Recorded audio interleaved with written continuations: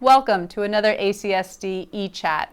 My name is Mary Cullinane and I'm the chair of the ACSD School Board, and I'm thrilled to have the opportunity to spend some time with Vicki Wells, our Director of Student Services. Vicki, thank you for taking the time out. You're welcome. We really appreciate it. One of the things that we're trying to accomplish with the eChats is just to provide folks with an opportunity to get a greater understanding of some of the nuances of what's going on in the school district and how the facilities master plan is coming to fruition. Okay. And clearly, the underpinning of all of this work is to ensure that we have the appropriate resources and infrastructure to provide the educational services that our kids need. Mm-hmm. Sometimes, it seems, and we get caught up in all of the doorknobs and classroom size and square footage, but at the end of the day, we're trying to bring great efficiency and great review of those things so that we can ensure that we have enough funding to do the things we want to do. Yeah. Obviously, your organization and the responsibilities that you have at the district are critical to our overall student success.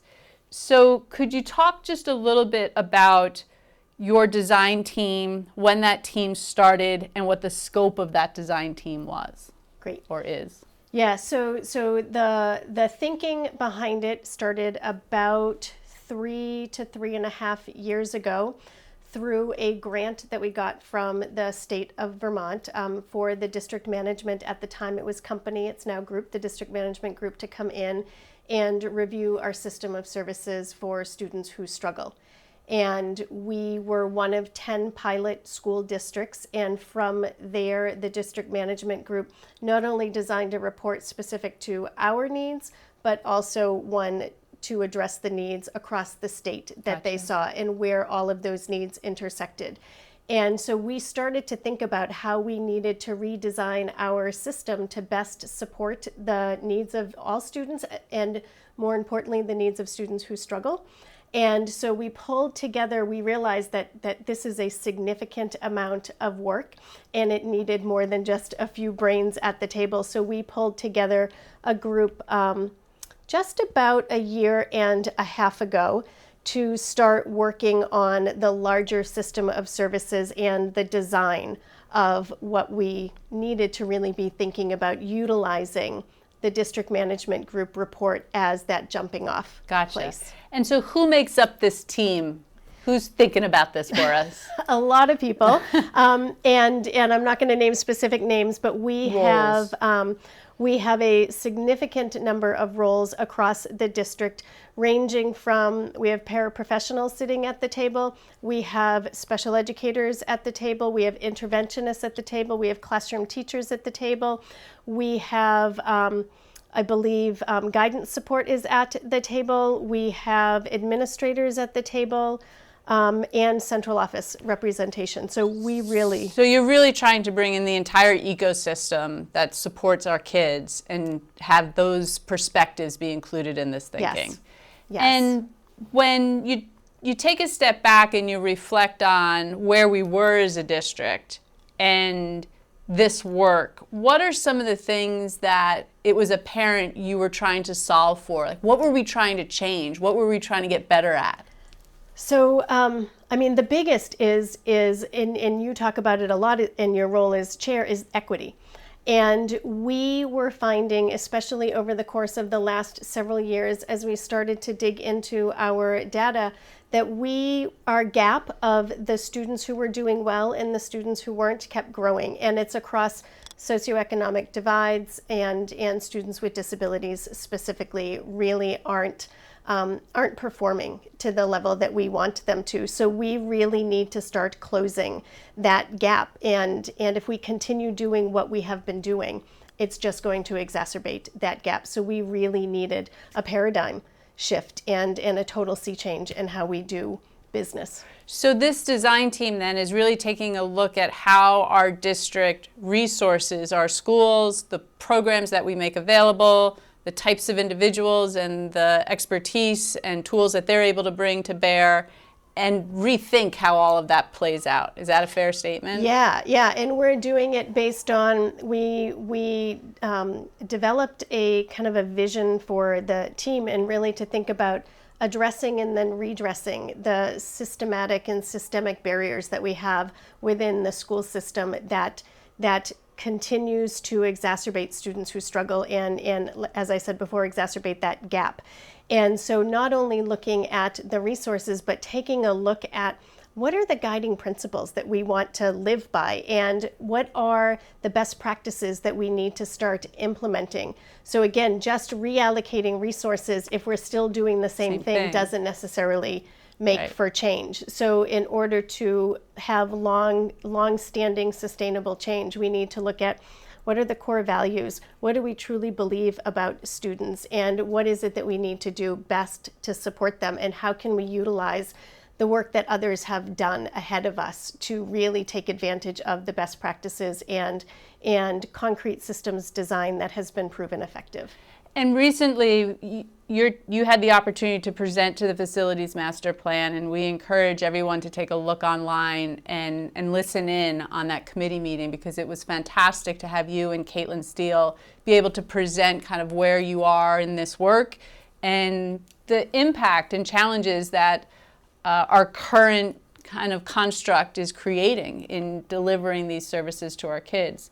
And when you think about consolidation, you specifically in the elementary level, and you think about what you're trying to deliver today, given that footprint, and you think about consolidation, what are some of the benefits, or do you believe there are benefits that you hope to achieve through a consolidation process? And so I'll start by saying I understand that this is a difficult topic. Yeah. When I started to think about the benefits moving forward, I get really excited about what we can provide for our students. When I look at our context now, specific to student support services, we have multiple guidance counselors who cover more than one school, so can't be available on a day-to-day basis to many of the students that they serve. Nursing is the same way, special educators, speech-language pathologists. We have 2 members of a behavior team trying to cover 7 schools, and they really struggle with needing to be at school A and school B, and then school C calls. So we have a specific number of resources that we're really struggling with how to allocate them equitably and efficiently across 7 schools. And when I think about moving towards a 3-school model, I start thinking about all of the possibilities, not only for staffing, but for our students. We can have students who need a school nurse 5 days a week, having that available to them.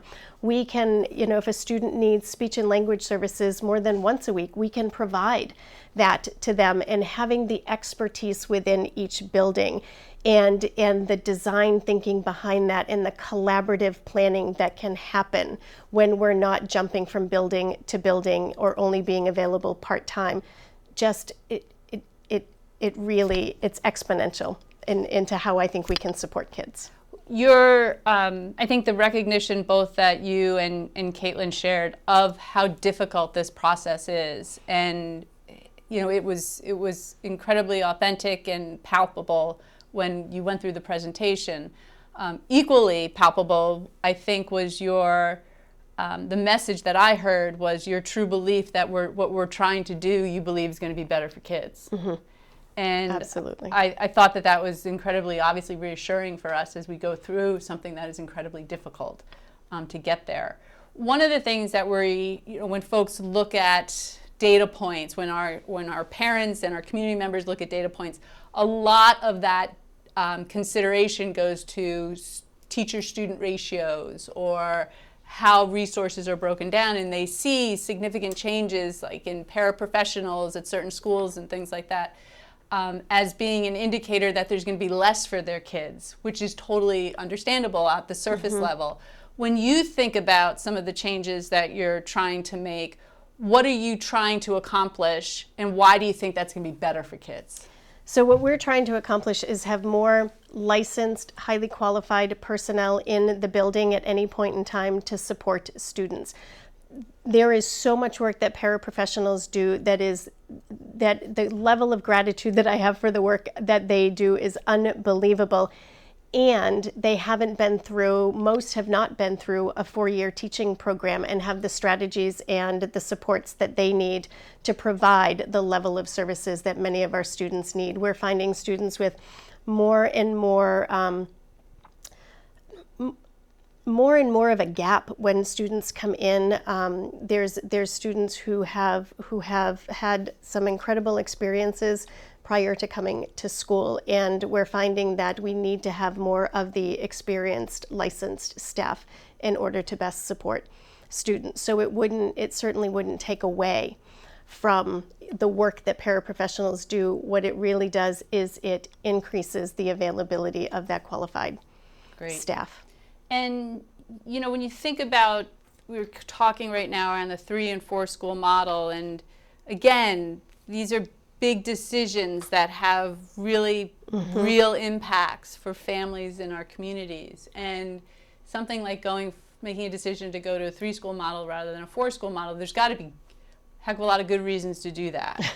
And what I really heard from you and from Caitlin was that at the end of the day, if I have a smaller footprint that can still adequately support the number of students we have, you're able to then provide more services to that footprint. Yes, and not only able to provide more students who are eligible within that footprint, but be able to spread the wealth in a lot of ways, and be able to provide proactively and preventatively to support the needs of students increasing. So if we can meet kids early and give them intervention early that's proactive and preventative, we may not need the services and supports at the other end in terms of an eligibility process. So right now we're stretched to the point of we're really honing in and providing services to students who are eligible for special education.